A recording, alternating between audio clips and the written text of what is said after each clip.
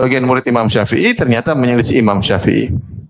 Di antaranya tadi Al-Buwaiti dalam sebagian permasalahan. Di antaranya yang masyhur Al-Muzani. Al-Muzani murid Imam Syafi'i di mana? Di Mesir apa di Irak? Di Mesir. Ya, Al-Muzani. Dalam muqaddimah mukhtasarnya, dia punya Al-Mukhtasar Al-Muzani.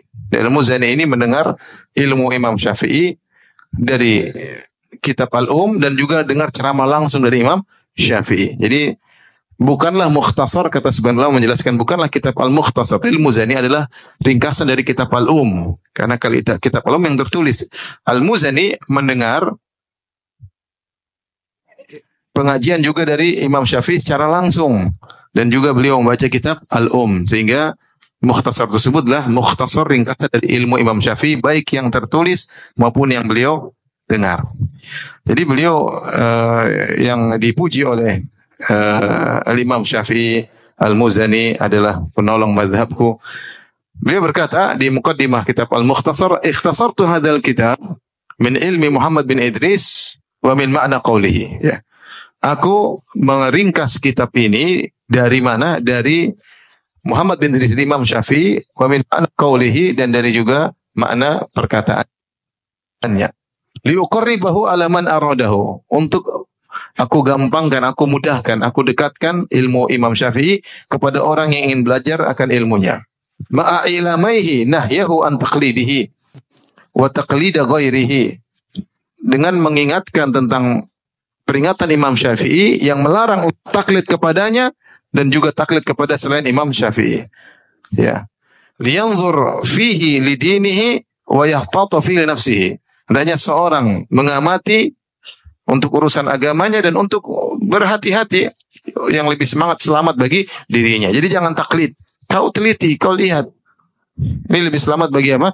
Agamamu, ya. Lebih selamat bagi jiwa. Jadi jangan sekedar taklid. Dan benar, Al-Muzani menyelisih Imam Syafi'i. Ya. Banyak masalah. Di antaranya disebutkan dalam buku Juhud Syafi'iyah fi Taqrir Tauhidil Ibadah karya Syekh Abdullah Al-Anqari. Beliau beliau mengumpulkan pendapat-pendapat Al-Muzani yang menyelisih gurunya Imam Syafi'i. Beliau mengatakan ala sabilil mithal, saya sebutkan di antaranya 15 pendapat di mana Al-Muzani menyelisih apa Imam Syafi'i, padahal itu muridnya langsung. Tapi ternyata dia tidak taklid kepada Imam Syafi'i. Oleh karenanya dikatakan, ya, Abu Zur'ah dikatakan kepadanya, ma aktsara ma yukhalif al-Muzani asy-Syafi'i, betapa sering Al-Muzani menyelisih Imam Syafi'i. Ini dikatakan kepada Abu Zur'ah. Jadi maksud saya, ma'ruf Al-Muzani sering menyelisih Imam Syafi'i. Demikian juga misalnya Rabi' bin Sulaiman berkata, kana Syafi'iyyu la yara al-ijazah fil hadits wa ana ukhalifu Syafi'i fi hadha.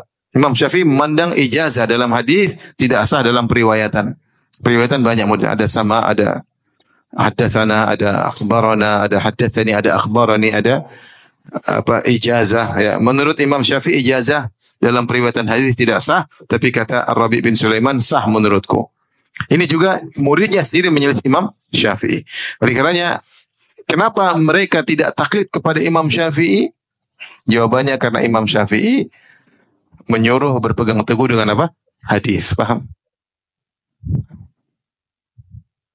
Jadi tidak benar perkataan sebagian orang kalau kamu sudah masuk dalam fikih Syafi'i kamu nggak boleh keluar, itu nggak benar. Kalau kamu solatnya mazhab Syafi'i, ya solatnya, wudunya, batalnya semua harus ikut mazhab Syafi'i, ini tidak benar. Ini tidak ada dalilnya, dan Imam Syafi'i tidak pernah menyuruh seperti ini.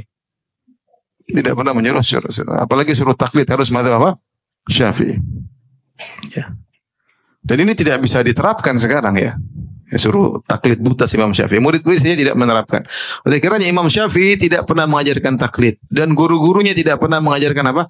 Taklid. 4 imam mazhab tidak pernah mengajarkan taklid. Imam Syafi'i rahimahullahu taala berguru kepada Imam Malik. Apakah dia taklid kepada Imam Malik? Jawabannya tidak. Ya, dia tidak pernah taklid kepada Imam Malik. Imam Malik tidak pernah mewasiatkan untuk bertaklid kepadanya. Imam Malik yang berkata, "Kullun yu'khadhu min qawli wa yurad ila sahib hadzal qabr." Setiap orang boleh diambil pendapatnya, boleh ditolak, kecuali Nabi SAW tidak boleh ditolak. Oleh karenanya seandainya Imam Syafi'i taklid buta kepada Imam Malik, tidak akan muncul mazhab Syafi'i. Karena beliau punya ilmu sendiri, beliau menyelisihi gurunya, sehingga beliau punya madrasah tersendiri namanya mazhab Syafi'i. Imam Syafi'i punya murid namanya Imam Ahmad bin Hambal. Kita sudah sebutkan muridnya di Baghdad, ya, Imam Ahmad bin Hambal. Imam Ahmad bin Hambal tidak taklid kepada Imam Syafi'i. Kalau seandainya Imam Ahmad taklid buta kepada Imam Syafi'i, maka tidak akan muncul mazhab Ahmad bin Hambal. Yang akan muncul mazhab Syafi'i doang. Tetapi Imam Ahmad dengan pemuliaannya kepada Imam Syafi'i luar biasa, sangat mengagungkan Imam Syafi'i. Dia mengatakan sittatun ad'u lahum fi sahar, 6 orang yang selalu aku doakan di waktu sahur, di antaranya guruku Imam Syafi'i. Selalu didoakan oleh Imam Ahmad di waktu sahur. Ya, tetapi beliau menyelisih Imam Syafi'i dan muncullah namanya mazhab Ahmad bin Hambal, ya. Bahkan tadi kita sebutkan murid-murid Imam Syafi'i yang masih diakui sebagai penerus ilmunya Imam Syafi'i juga tidak taklid buta kepada Imam Syafi'i. Tadi kita sebutkan Al-Muzani menyelisih Imam Syafi'i bahkan dalam 15 permasalahan. Sampai dikatakan betapa sering Al-Muzani menyelisihi Asy-Syafi'i. Berapa sering. Tapi tetap dia dimasukkan dalam murid-murid Imam Syafi'i. Karena mereka semua belajar dari Syafi'i rahimahullahu ta'ala bahwasanya tidak boleh taklid. Yang boleh ditaklidi dan harus ditaklidi hanyalah Rasulullah sallallahu alaihi wasallam. Ini perlu kita ingatkan, ya. Kenapa ini semua ada? Tidak ada taklid di antara murid-murid Imam Syafi'i karena Imam Syafi'i mengagungkan hadis Nabi sallallahu alaihi wasallam. Idza shahal hadis fa huwa madhhabi. Kalau telah sahih suatu hadis itu pendapatku. Kalau kalian mendapati perkataanku menyelisih sunnah Nabi sallallahu alaihi wasallam, maka buanglah pendapatku dan ambillah hadis Nabi sallallahu alaihi wasallam. Ini kenapa perlu saya sampaikan? Karena di zaman kita ini banyak orang memakai kaidah taqdimul aql ala naql. Kita mendahulukan akal daripada dalil. Kalau ada dalil dan akal bertentangan, maka yang dipilih adalah akal, bukan dalil. Makanya Imam Malik mengatakan, ya laita syi'ri bi ayyi aqlin yuzanul kitab wa sunnah. Coba sebutkan kepada aku, dengan akal siapa kita mau menimbang Al-Quran dan sunnah? Hadis Nabi masuk akal atau tidak? Mau akal siapa kau timbang hadis? Imam Syafi'i kalau ada hadis, akalnya sudah, tidak usah pakai akal. Kita pakai apa? Hadis, ya. Ini sebaliknya, ada hadis, cek dulu dengan akal. Kalau sesuai dengan akal kita terima, kalau tidak maka kita tolak. Pertanyaannya, akal siapa yang menjadi barometer untuk menerima dan menolak hadis tersebut? Sementara al-uqul mutafawita, sementara akal manusia banyak. Akal saya beda dengan akal kamu beda dengan akal dia beda dengan akal mereka. Akal siapa yang menjadikan apa? Patokan untuk menerima hadis Nabi sallallahu alaihi wasallam. Sementara mereka ahlul bidah, Jahmiyah, kemudian Mu'tazilah, Asy'ariyah, mereka mengatakan, mereka sepakat dengan kaidah ini, mendahulukan akal daripada dalil. Namun ternyata mereka sendiri berbeda-beda pendapat. Ya, kenapa? Karena akal mereka berbeda-beda. Jahmiyah menolak seluruh hadis. Jahmiyah menolak seluruh sifat-sifat Allah, baik sifat-sifat dan nama-namanya. Mu'tazilah menolak sifat-sifat Allah, menetapkan nama-nama Allah.